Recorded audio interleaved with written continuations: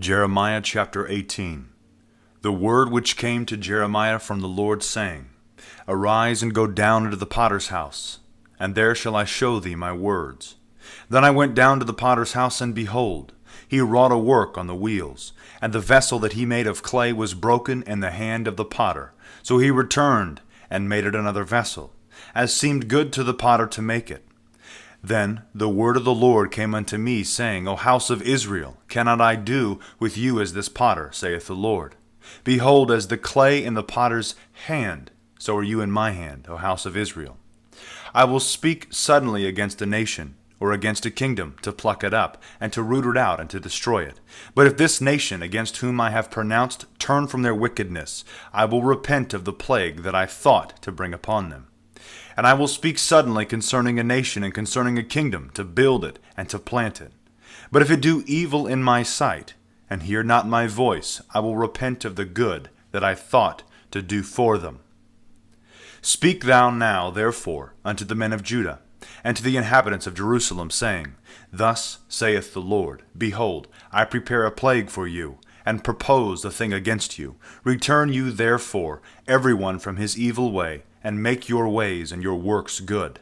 But they said desperately, Surely we will walk after our own imaginations, and do every man after the stubbornness of his wicked heart.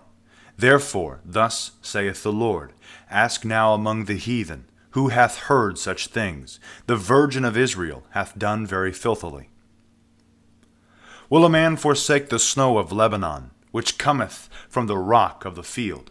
Or shall the cold flowing waters that come from another place be forsaken?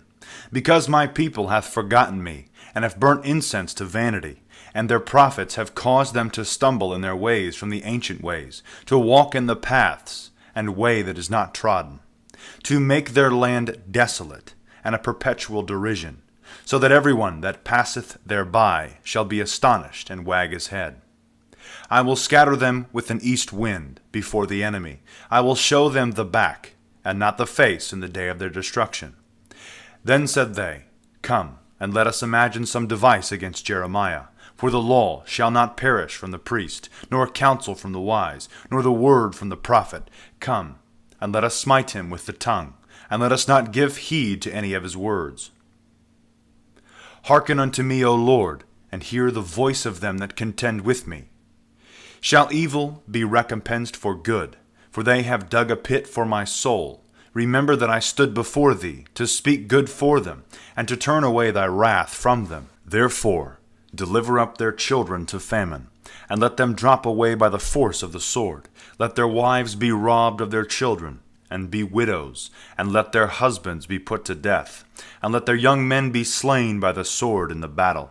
Let the cry be heard from their houses, when thou shalt bring an host suddenly upon them. For they have dug a pit to take me, and hid snares for my feet. Yet, Lord, thou knowest all their counsel against me tendeth to death.